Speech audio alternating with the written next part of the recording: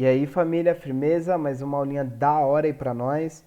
A aula de Segundo Reinado, parte 2. Na primeira aula a gente discutiu questões muito importantes, tá? E aqui a gente vai estar dando a base para você entender a segunda parte dessa aula, que é a Guerra do Paraguai. É muito importante, beleza? Então vamos lá, é nóis, né? Então, a mesma coisa que se dá para pensar, né, que é as questões para ser pensadas durante a aula, uma reflexão durante a aula, também é aderido a essa aula, tá? Porque é uma continuação, a aula da semana passada, essa aula, a da outra e a da outra, tá? É muito importante. Então, na semana que vem a gente vai abordar a Guerra do Paraguai e na outra a gente vai terminar esse momento e já vai inaugurar a República do Brasil, beleza? É parte fundamental e importante. Lembrando que a Guerra do Paraguai cai pra cacete, beleza? Então vamos lá. A evolução política do Segundo Reinado, tá? Então se estabelece no Brasil, né? Tem diversos o Partido Conservador, o Partido Português, você tem ali uma briga entre essas duas facções e você vê, né, que tantas questões das revoltas que já ali no período joanino estava dando muito problema e dão um golpe da maioridade de Dom Pedro I, segundo, né, dão um golpe de maioridade do Pedro II, que assume o trono com 15 anos de idade, e ele tem essa função tanto de conter as revoltas, como a gente vai falar nessa aula, como também a função de manter as disputas entre as facções da política brasileira de uma forma mais amistosas, né? Porque os caras tá se pegando na porrada. Firmeza, tanto o Partido Conservador quanto o Partido Português, né? O antigo Partido Português, certo? E ainda surge mais um nesse cenário, que é o Partido Liberal, que ele tem um caráter um pouco mais, como posso dizer assim, antagônico ao processo político que está estabelecido no Brasil. Então ele é um oposto desses dois partidos que já estão estabelecidos. Então ele passa a exigir reformas sociais profundas, certo? Tanto na ampliação do direito ao voto, a gente está naquela Constituição da Mandioca, a Constituição do Poder Moderador, a Constituição que dá poder, dá mais direitos políticos para quem tem mais escravos, isso é importante, né? Na Constituição de 1824, promulgada por Dom Pedro I, ela dá mais direito a quem tem posses, né? Quem são os senhores escravistas, eles têm mais direitos políticos nesse império, beleza? Então ela amplia esse direito a voto, né? E ela quer maior autonomia tanto das províncias, certo? E abolição gradual da escravidão, uma abolição que já na proclamação da independência, o Brasil como império já tinha se comprometido com a Inglaterra em abolir essa escravidão até 1830. Lembra da aula anterior que esse acordo foi renovado em 1831 por descumprimento do Brasil. E a abolição de forma institucional unicamente, ela vai ser decretada ao seu fim no parlamento inglês em 1888. Tá? Então passa a ser proibido ter escravos e não quer dizer que a escravidão se encerra, né? Ela passa a ser proibida, não quer dizer que agora todo mundo vai deixar de praticá-la na América Portuguesa, inclusive na República. Na América Portuguesa, no Império e inclusive na República, beleza? Isso é importante. Então, o parlamentarismo às avessas é aquilo que a gente diz, né, que o Dom Pedro ele ocupa o cargo de primeiro-ministro e o cargo do executivo, certo? Então ele é imperador, certo? Ele ocupa o cargo do executivo, mas ele também ocupa uma cadeira que dá poder a eles através do poder moderador, uma cadeira legítima no parlamento. Então ele pode fechar o parlamento, ele pode fazer o que ele bem entender, beleza? Então por isso que a gente diz de parlamentarismo às avessas. E Dom Pedro consegue, a partir da utilização do poder moderador que o pai dele, né, lá na Constituição de 1824 já tinha estabelecido, certo? Então, através da utilização desse poder moderador e das constantes ameaças que esse poder dava as facções que estavam disputando o poder político no Império Brasileiro, a gente tem que ele consegue, de alguma forma, equilibrar essas disputas e harmonizar as disputas políticas dentro do Brasil. Tá? Então, ele é uma pessoa que, através desse poder que é extremamente autoritário, ele consegue organizar isso de alguma forma que eles parem de se matar e também que não ataque o poder de Dom Pedro, beleza? Isso é importante. Tá? Então, a gente vê que consolida-se, né, essa questão política na América... Oh, calma aí, gente, que eu tô correndo. Consolida-se essa questão política dentro do Império Brasileiro, só que a questão provincial ainda também não está muito bem estabelecida. Então, diversas províncias, como estava acontecendo já lá no período joanino, eles se revoltavam contra o sistema imperial que estava se estabelecendo. Então, eles eram contra esse tipo de império que estava se estabelecendo dentro desse território. E eles buscavam, através de lutas, a sua emancipação, a sua independência, para propriamente organizar um projeto de país diferente no território independente. Beleza? Então a gente tem aí que a Revolução Praeira que ocorre em Pernambuco, né? O Pernambuco ele é uma região que ela tem uma tradição muito forte de contestamento aos projetos políticos que está se estabelecendo no Império, na colônia, né? Pernambuco é uma região que ocorre diversas revoltas, expulsos holandeses, depois expulsos portugueses, aí briga com o Recife, Olinda briga com o Recife. Então, assim, é uma questão muito forte, Confederação do Equador, entendeu? Então, e a Revolução Praeira aí é uma revolta que ocorre no Império, no Segundo Império, contra Dom Pedro II e a política que estava se estabelecendo no Império Brasileiro, beleza? Então Borges Fonseca, ele escreve, né, um manifesto ao mundo, né? Nesse manifesto ele acaba se reivindicando, por exemplo, o voto livre e universal. Porra, isso ataca diretamente a Constituição de 1824,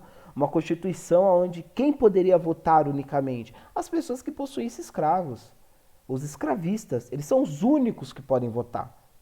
Os senhores de escravos, entendeu? As pessoas que escravizam a outras pessoas, entendeu? Então, só eles podem votar, né? E além, quem pode se eleger? Só quem possui uma quantidade enorme de escravos. Né? Então, a gente tem uma Constituição extremamente censitária e que favorece unicamente os senhores de escravos do Império Brasileiro, as pessoas que escravizavam outras, beleza? E aqui, né, quando a gente fala voto livre e universal, pô, o cara fica puto, né, mano? O cara fala, você é louco. E Dom Pedro também fica muito ameaçado pelas reivindicações. Por exemplo, a liberdade de imprensa, que poderia tecer diversas críticas. Né? A gente sabe que o Império Brasileiro, através do poder moderador, ele é um império literalmente intransigente, né, em relação a questões de críticas, em questões de própria ameaça ao seu poder, né? Garantia do trabalho, né? Lembrando que a Pernambuco está passando por dificuldades econômicas intensas, né? Intensas. A nacionalização do comércio, que estava sobre a mão ainda de descendentes portugueses, né? Os grandes mercantes, né, da cidade de Recife, os grandes comerciantes da cidade de Recife, eles são portugueses, né? Portugueses ou descendentes diretos dos portugueses. Por isso que a classe média de Pernambuco, apoiada pelo Partido Liberal, ele pede a nacionalização desse comércio e que esse comércio passe agora às mãos dos brasileiros, do Império Brasileiro por si só. Né? E a extinção do poder moderador. Os caras é vida louca, mano. Os caras atacam todos. Os caras meteu o pé na porta e falou: foda-se, é isso. Pá, pá, pá. E o que o Império Brasileiro vai fazer? Pra cima deles, mano. Com certeza. Porque todas essas reivindicações pra gente é muito comum e falar, caralho, isso é o mínimo, né? Só que naquele momento isso afronta diretamente o processo político que se estabelecia dentro, né, do Império Brasileiro, de um império essencialmente escravista, essencialmente autoritário, e essencialmente ainda ligada às tradições coloniais, né? Beleza? Tanto como os agentes portugueses que ainda circulavam muito forte aqui através do sistema mercantilista, né? Do sistema de esses mercantilistas, né? Ainda portugueses, né? Como também a questão do comércio exterior ser o principal fator. Então, a nacionalização, né, dos comércios é algo que afeta muito a economia do Império. E por isso que a Revolução Praieira ela foi altamente combatida por Dom Pedro II. Certo? A sua origem, como eu disse, ela está ligada a muitas condições econômicas e sociais difíceis que a província estava passando. Você vê que eles pedem trabalho amplo, né, que você tenha direito ao trabalho. Então as questões as questões que perpetuam essas reivindicações é muito importante. Você se atentar às reivindicações de qualquer movimento, porque a partir delas você já consegue se aproximar mais das questões problemáticas que aquele movimento está tendo, beleza? E está levantando. Isso é importante, tá, Quebrada? Não só para isso, mas para outros movimentos sociais também, movimentos políticos, etc. Tá? Então, a rebelião ela é controlada em 1850, né, pelas tropas governamentais e controlada de uma forma muito violenta, né, com a execução de todos os líderes, né, com o exílio da maioria desses líderes, beleza?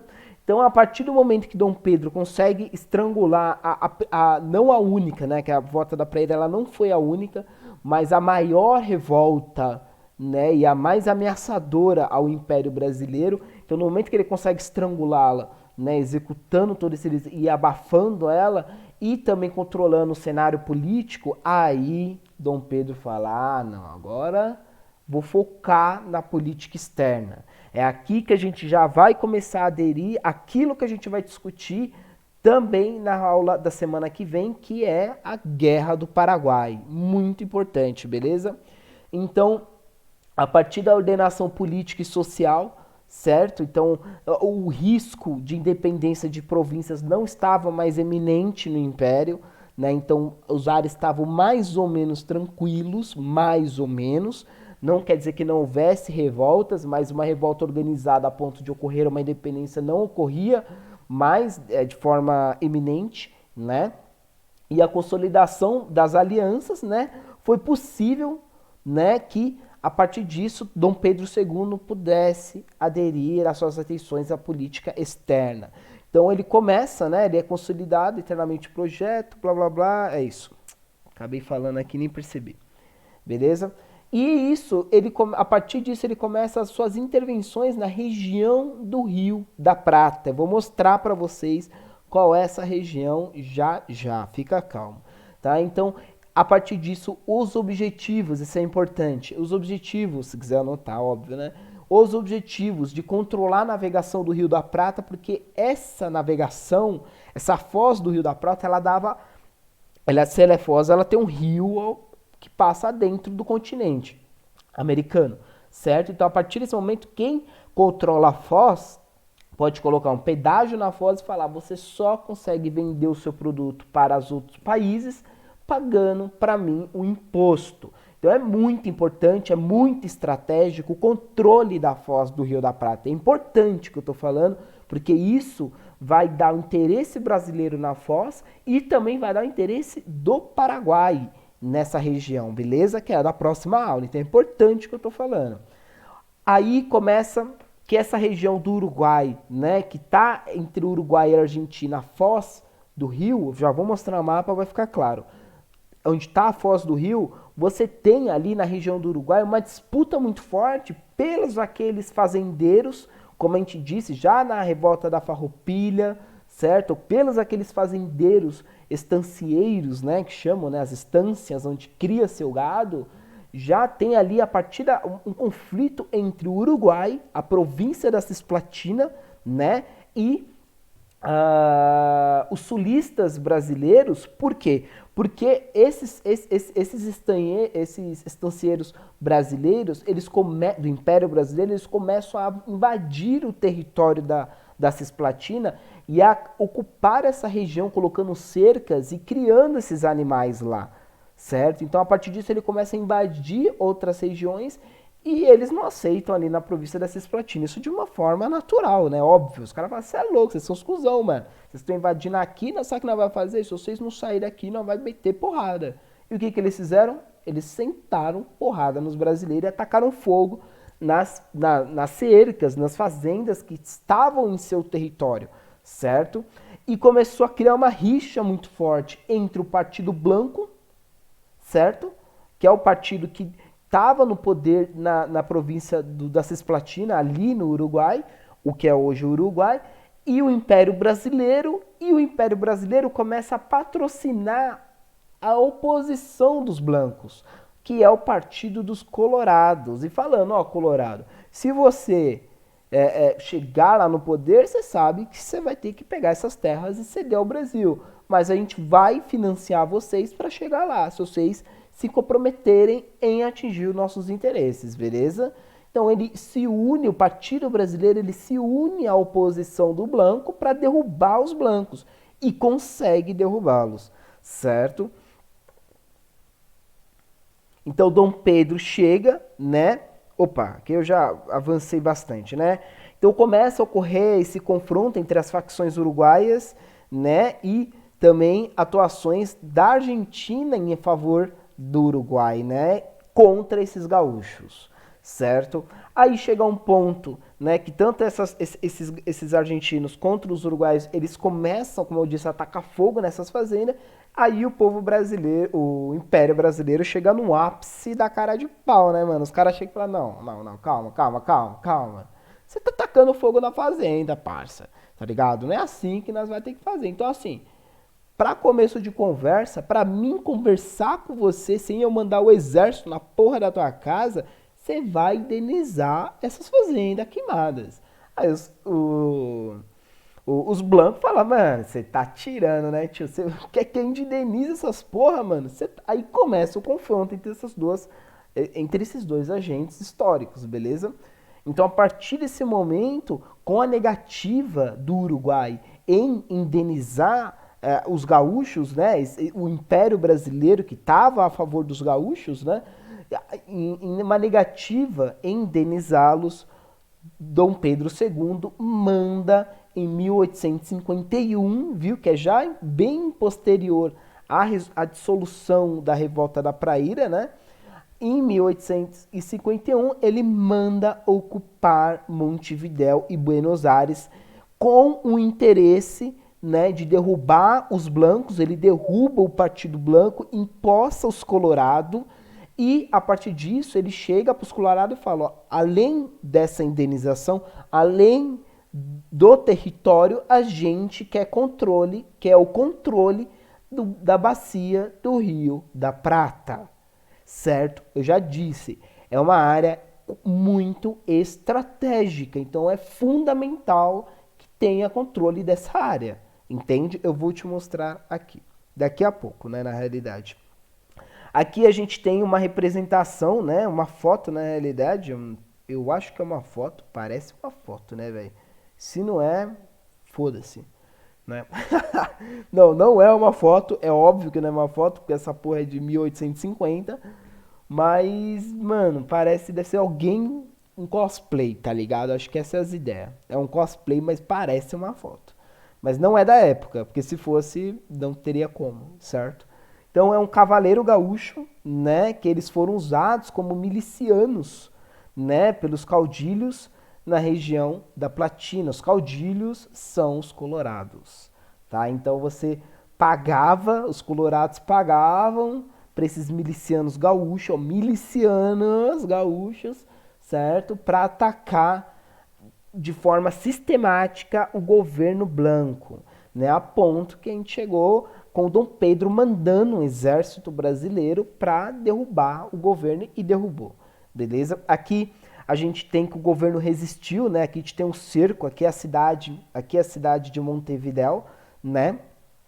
E no cerco de Paissandu, certo? Aqui o exército brasileiro chegando lá a 1000 graus. Claro que isso aqui é uma representação heróica do exército brasileiro, né? Não foi assim, óbvio, né? Mas aqui é uma representação do conflito, né? O exército brasileiro chegando em Montevidéu em 1851, tá? Isso aqui é uma ilustração, beleza? Interessante aí.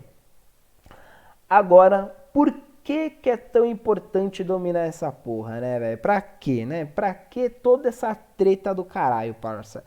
Aqui é a foz do Rio da Prata, onde eu tô apontando aqui, beleza? Por que é importante? O Rio da Prata, a bacia do Rio da Prata, a foz é aqui e ela permite você entrar no Atlântico e comercializar tanto com a costa da África, oeste da África que está aqui, como com a Europa que está lá em cima. Mas qual é a questão de você ter aqui? Né? Por que é tão importante isso daqui? Inclusive o Paraguai vai querer dominar essa região. Por quê? Porque a foz do rio, o rio ele adentra por essa região aqui, ó. Acompanha a seta, ele vem por essa região aqui, ó. Passa pelo Paraguai, entra nessas regiões aqui.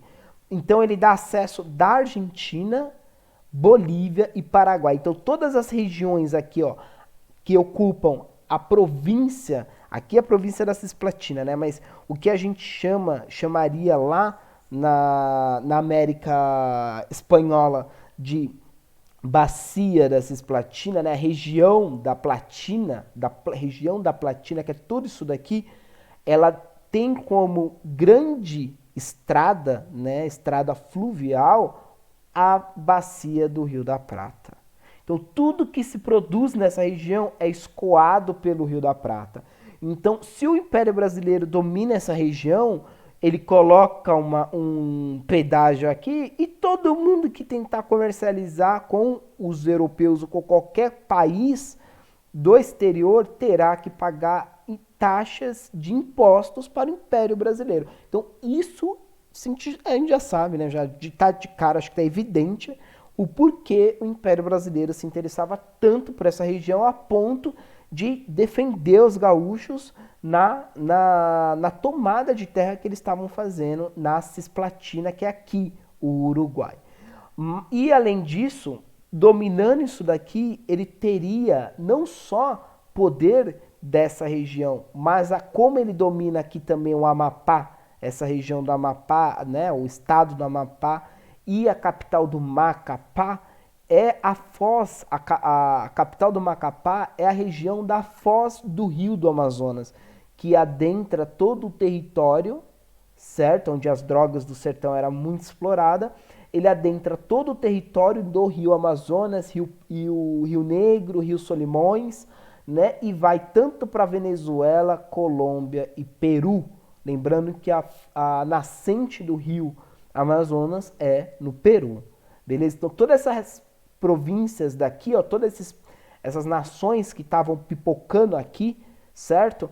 Toda essa produção pode ser escoada tanto por essa região como pelo rio Amazonas. Então aqui ele já dominava e se dominasse essa região aqui também, ele teria domínio de quase toda essa região, tudo pagaria impostos para o Império Brasileiro se quisesse comercializar com essa região, tanto da costa da África, como a Ásia, como os europeus. Beleza? Então, por isso que é muita estratégia e é por isso que depois da consolidação política, né, e social, que eu digo é que não tenha já nenhuma província eminentemente organizada para pedir e reivindicando a independência, a partir de uma estabilidade interna, ele foca para a busca de regiões estratégicas que ampliasse o interesse e o poder, né, a influência do Império Brasileiro em toda a América do Sul. Então, o Império Brasileiro, ele tem uma característica não só interna de império, mas também externa, uma política imperialista. Isso é importante, beleza? Então, na próxima aula, a gente já vai adentrar a região do Paraguai, a Guerra do Paraguai. O Paraguai também tem interesse nessa foz do Rio da Prata e ele vai fazer de tudo para chegar aqui, inclusive entrar em confronto com a Argentina, com o Uruguai e com o Brasil ao mesmo tempo, beleza? Então é isso, quebrada. E é nóis. Até semana que vem. Ou e na monitoria. Mano, cola na monitoria, porra. Tá ligado? Cola, velho. Não é possível que você não tenha dúvida, mano. Tamo nós. Beijinho no coração, ó. Muito amor. Você tá ligado, ó. Te amo. Tamo junto.